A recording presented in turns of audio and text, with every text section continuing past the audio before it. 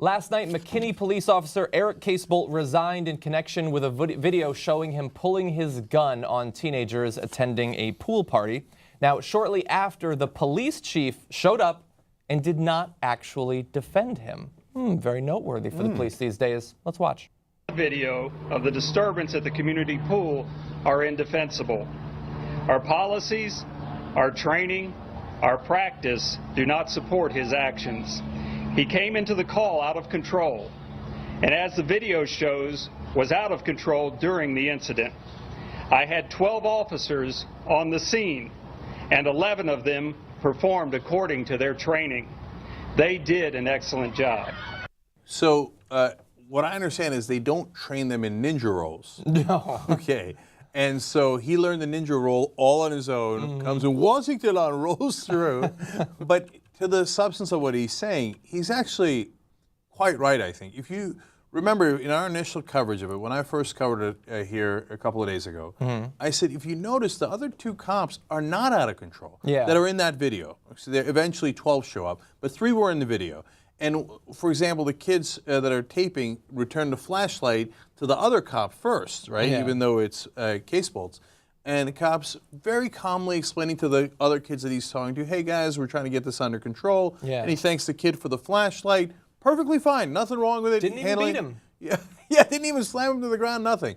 And then later, when he pulls his gun, Casebolt pulls his gun, you see the other two cops almost immediately step in front of him. Like, oh, don't do that, right? As much as cops can possibly do to rein in one of their own, right? And then they go chase after the 2 guys. Yeah. So they started off at least doing exactly what we would want. Then they were shifted a little bit by his behavior. Yeah, one of the other cops, he did a backflip, but that's a little bit less threatening, I think. I would have gone with a cartwheel. Maybe try that next time. Yeah, and that is within training. They actually do teach the cartwheel and the backflip. But yeah, not the exactly. ninja roll. If somebody's rushing to tackle you from behind, you do the backflip over them. And look, we've seen very often that it seems like even if the theory that the cops just bad apples, it seems like the one bad apple really does spoil the bunch. One goes crazy, and the other cops, it snaps something in their brain where they just go off too. They're like, I guess it's okay, we can do this.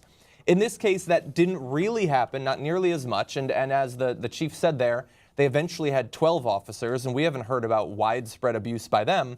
This is actually what's supposed to happen. If somebody does go completely off the rails, like Casebolt did, the other cops should be there to at the very least try to restrain them a little bit. Don't kill anyone. And it looked like that largely happened here, and so that's good news. Yeah, so obviously it's good news for all rational people. Fox News is going to be upset about it in a little bit. But first we have a little bit more from the police chief. Yes. Let's hear him out. I've had a number of meetings with local community leaders, and we agree on this. McKinney is a wonderful city. It is a great place in which to live, work, and visit. We will continue to work together in the days ahead to strengthen relationships with all who call this great city home. I love the obvious fear there. I mean, look, he seems like a good guy. We don't know anything about him yet, or I don't anyway, that he's a bad guy, a bad player. It looks like he's doing the right thing. Obviously, they put pressure on this guy to resign. But first and foremost, they do always worry about the tourism. They're like, we just got an In-N-Out. We want people to visit now. Is Come on. McKinney like a big hub for tourism? I'm not very familiar with McKinney. I lived in Texas for years. I've never heard of McKinney. Right. So that's good. He reached out to the community, and they're like, hey, listen, we all want to make sure the town works right. Yeah. The bad guy in this case resigns. The other cops don't rally to his defense in a way that leads you to believe that the whole orchard is corrupt, right? That's exactly what we would have wanted all along. That's exactly what you would want if you were running a rational police department, right? So what do you want the police to do? To rally around a bad cop and that's to protect what they do. him? That's what they often do, and that's why that's a huge. Then it becomes a systemic problem. Yeah. In this case, I think he couldn't have played it any better because he's saying it's not systemic, and we got rid of this issue. So of course, conservatives are going to be livid, because they want the corruption to be systemic. Exactly, and they have preemptively been defending this guy. They've been attacking the kids there, the kids being thrown down, probably all gangsters, according to these conservatives. And so now they have to respond to what both Casebolt resigning means and what the police chief is saying. Here is some of that initial response from Elizabeth Hasselbeck on Fox and Friends. It seems as though by this video, by the 7 minutes that we've seen, he seemed very aggressive and some say overreacted to it. He has, and it's his police chief, Greg Conley, who's actually throwing him under the bus here and saying he was acting out of protocol. Some say went a little bit too far. Right. What do you mean? Did you not watch the video? Do you need some to say? And that some is effectively everyone who is not a card-carrying racist radio or TV host. Yeah, as they're showing the video of him like slamming the 14, 15-year-old girl, it's unclear. Every account has her at 14 or 15, every other account, I should say. Yeah. Anyway, as they're slamming her to the ground, some say, well, dude, we're seeing it. We're watching it. Yeah. We can see it. I don't know if you know we can see it. Maybe they're thinking, oh, I would have slammed her down way harder. Right. So I guess he didn't really go too far. So then, of course, has like, throwing Case Bolt under the bus. Okay, when Sean Hannity and Megyn Kelly and all the others had been busily defending him. Yeah, but look, Elizabeth, let's assume that even you think the cop's a bad guy, right? So, like, let's say you trusted the police chief, which apparently you don't, which seems a little anti-police if you ask me. Okay. And let's say the police chief came out and said he murdered someone, right? Now, he didn't in this case, but let's say that. Would you then say, throwing him under the bus, right? Yeah, if someone does something wrong, the police chief should throw him under the bus, if not in jail, right? Yeah. If he did something criminally wrong. Now, in this case, this guy is not going to go to jail. We know that, right? Probably shouldn't be a cop. But the police chief, his job is to supervise the police. If he thinks someone did something wrong, encouraging them to resign is exactly what the police chief is supposed to do. Yeah.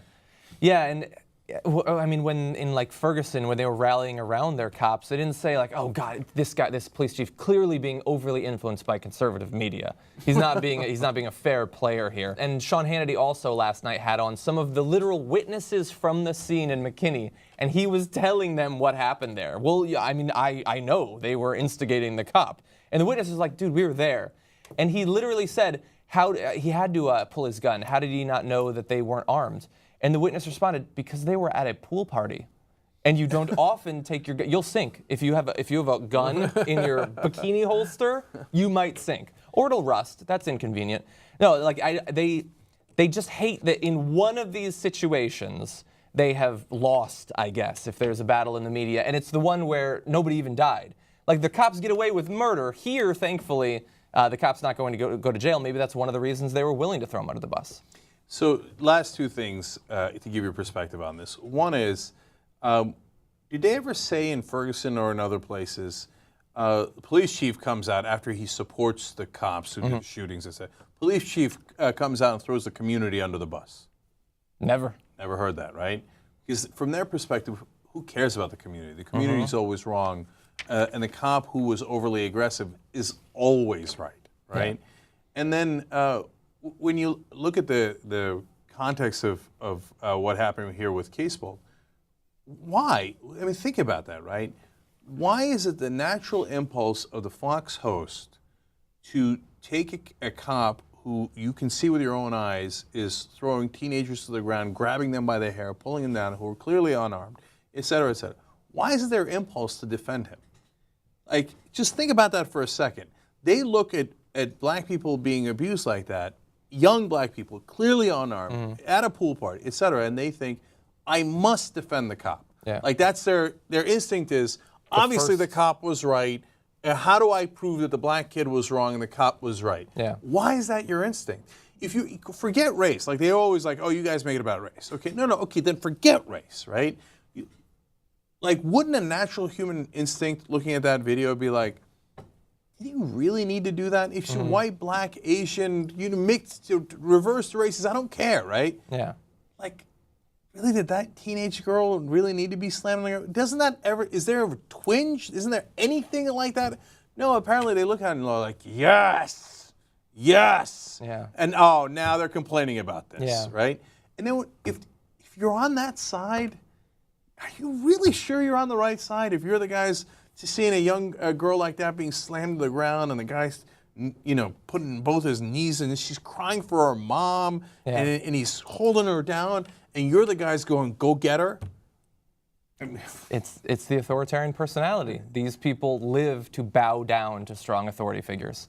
I mean, maybe if it was a black cop throwing down a blonde girl or something, then maybe their inherent hardcore racism would cause them to shun the authoritarian predisposition for that one case. But in general, they look for strong leaders and they just want to kneel down in front of them. They're Putin or whatever. They want somebody to control them. And this is a cop that comes in and he controls shit. He's out of control. but he controls the people at least.